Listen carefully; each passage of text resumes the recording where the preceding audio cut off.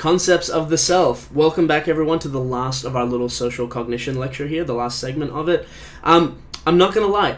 If this were a full psychology course, if you were some of my arguably unfortunate social psychology students in another course that I teach, we go into so much depth on the concept of the self and how the unitary concept of self is illusory, and the various ways in which the self isn't what it appears to be and is divisible in certain ways. There's a lot of depth you can go into on that, but because you are allied health students, you don't need to know any of that. This is actually going to be a very short section that gives you just some important basic concepts out of what is otherwise a very big area in psychology. So, we already touched a little bit on some of this material when we were talking about personality before. Inside the social cognitive approach, we talked about personal constructs, the things that you believe about yourself and that you learn and remember over time that shape some aspects of your personality, your self-efficacy judgments, your competencies, things like this. Those are a subsection of this social psychological sense of the self that we're going to be talking about briefly here. Just to again, like I said, I'm not going to go into the huge amount of detail on this, although you can probably tell from my face that I really want to because I find it super interesting. But, maybe anyone can email me if you want to hear more interesting stuff about this, but what you need to know about this are, out of the broad umbrella self-concepts, the various things that define a person's sense of self in the social psychology sense, there's only four broad aspects that are of particular importance that you need to know because they will at some point be relevant to your allied health practice. But not only in terms of, seeing discontinuities in the way that your clients are likely to present, but also ways in which you can use and sometimes even exploit some of these psychological aspects to try to get better outcomes out of people. So what we're going to be looking at today, just to set the foundations for this, we'll talk quickly about self-schemas, then we'll talk about self-esteem real quickly, again, a real, crash notes, real quick version of it. We'll talk about self-consistency, and we'll talk about self-presentation. So, bear with me here. This very few slides. I'm giving you just a very quick version of each of these, so we should still collectively come in under time on this.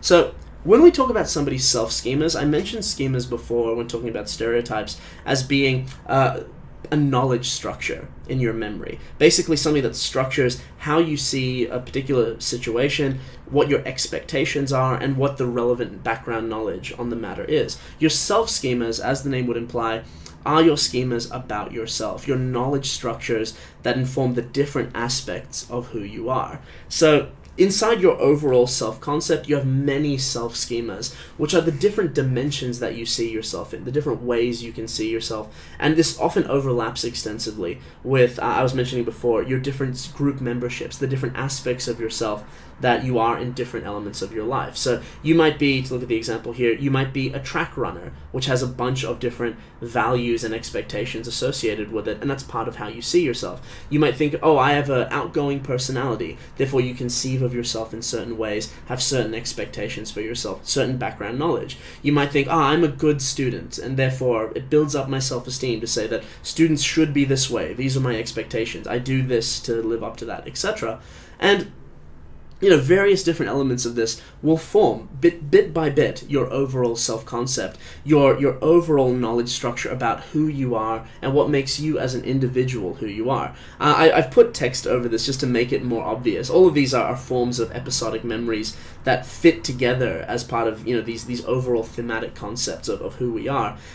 Sometimes something very small and not connected to the rest of it can be very influential to your self-schemas, to your sense of self. If you can't read it very well on the slide here, because I didn't do text over the top of them, the two little tiny peripheral self-concepts there are sang in school play and failed maths exam. And, if those are episodic memories that have a big impact on how you see yourself later in life, they can be a big part of your personality. They can be a big part of your sense of self. It's a running joke in some episodes of the old series Arrested Development that there was a school play that Michael sang in, The Trial of Captain Hook, and every time he is presented with the opportunity to pretend to be a lawyer, that's the part of him that jumps out. Even though it's a little peripheral issue, it's part of his self-concept, part of his self-schema. This is important to remember from an allied health perspective, that there's all these different elements, these different ways we see ourselves that build up our overall sense of who we are. because that can be disrupted in an allied health sense, not only from losing episodic memories to strokes or brain damage or something like this, but take that example right there of being a track runner. Imagine you saw yourself as a track runner. That's a part of who you are. It's a part of your self-identity, one of your self-schemas. And yet you were in an accident and you've lost the use of one of your legs, or both of your legs, something like this. The important thing to take out of that in terms of how you treat a person like this is that you would do them an injustice to say, oh, it's just an activity you can't do anymore. Don't worry about it. You can still do these other things. You can still do important things in life. That may be an important thing in somebody's life. It may not just be a leisure activity that they enjoy. It may not just be a hobby. Or even if it is a hobby, if it's a big enough hobby, it's part of who they are. Somebody may have lost part of their self-definition, part of who they are, how they see themselves, what makes them who they are. If a certain set of activities due to physical or health ailments now become unavailable to them. It's a big thing you see in geriatric populations as well, as people lose the social connections, domains of activity, and sometimes, their jobs and things like this that helped them define who they are. Their sense of self becomes shaken, and this deeply undermines their self-presentation and their sense of self-esteem. So keep that in mind. That's the big one of these. We'll move on to the others. Self-esteem, all of you are familiar with the concept of self-esteem. It's something we talk about a lot these days, and how we should do what we can to maintain positive self-esteem. I've got some visuals and some joke comics here along the way. But the important thing about this, if you really want to understand self-esteem from a psychological perspective, is that self-esteem isn't just this quirky thing that we have, how stupid, that we sometimes feel bad and it undermines everything that we do. The reason we have a sense of self-esteem, the reason that's part of our social cognition, is because self-esteem is, the main theory of this is described as the sociometer theory. Your sense of self-esteem is a way that you gauge your current social standing. And the way that you feel when you have high or low self-esteem is designed to be what is adaptive based on your current level of social acceptance. To put it very simply, when you feel that you are being socially accepted, that other people around you like you and support you, you feel good self-esteem. And what does that make you feel like doing? It makes you more outgoing and adventurous, because the cost-benefit analysis of being outgoing and adventurous is more likely to come out in your favor if, when something goes wrong, people around you will be forgiving and helpful and kind. Whereas if you have low self-esteem, that is you sensing that other people around you don't accept you as much as you would want them to, that they might reject you, or that you have shaky standing with them. It's a threatening position to be in. So the way that you feel when you have low self-esteem is that you play it safe, you try to be more conservative, you pay much more attention to how people react to you because you have a lot more to lose. So much of how self-esteem comes out that way is this idea that it's directly tied to how we gauge our social standing with other people. This means that if you have clients who have low self-esteem, you need to make them feel accepted. You can't just say, pull yourself up by your bootstraps, feel better about yourself, don't feel sorry for yourself. That's not what self-esteem is for. That's why group therapies and things like this are so important and they're so widely utilized, is because if someone feels that they are socially accepted, that other people have got their back and like them and help them, then they're more likely to take on these adventurous and outgoing behaviors. They'll have a higher level of energy, and they're more likely to succeed. You shift that underlying cost-benefit analysis. Next element here is self-consistency, this idea that everything about us changes over time. Your body changes, the content of your thoughts change, you have this semi-stable continuity of memory, but you were fundamentally a different person in the past than you were in the present. What is it that is conserved over time, given that if you look individually, every little detail changes?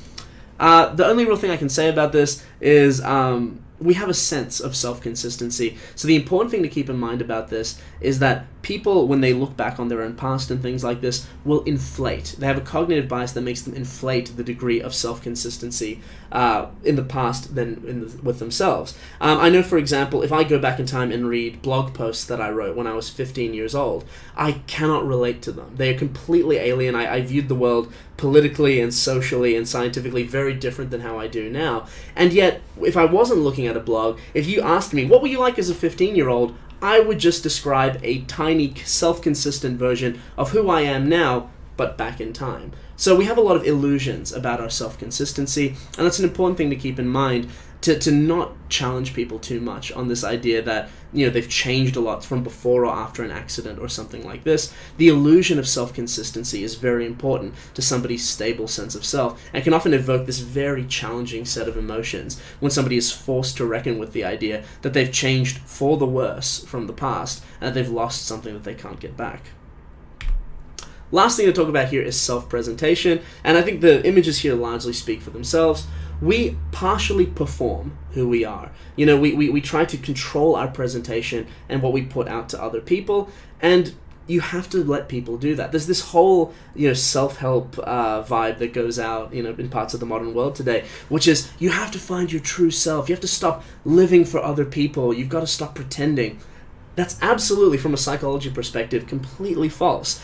Part of everyone's normative self-presentation, part of your normative being, is the performative element of yourself. The little bit of say you get to have in how other people view you, how you present yourself to others. And when you look at it from the humanistic perspective, that's very largely how people find congruence between their current self-image, their false self, and their ideal self, the who they really want to be, is allowing themselves to fake it until they make it, effectively, to play it up to a certain extent, to already pretend that you have elements that are desirable, but that you don't have yet, that you're working towards. So, again, that's an important thing in an allied health sense, not to tear down people's otherwise reasonable self-presentation deceptions. We are all allowed to fake it until we make it just a little bit. It's psychologically adaptive. It helps us become the kind of people we otherwise want to be. That brings us to the end of this. So, like I said, this has been our second last lecture. I hope everyone will tune in next time, and I will see you all in our very last set of online lectures on this, the last online lecture next week, Health Psychology, our capstone on psychology for allied health. I'll see you there.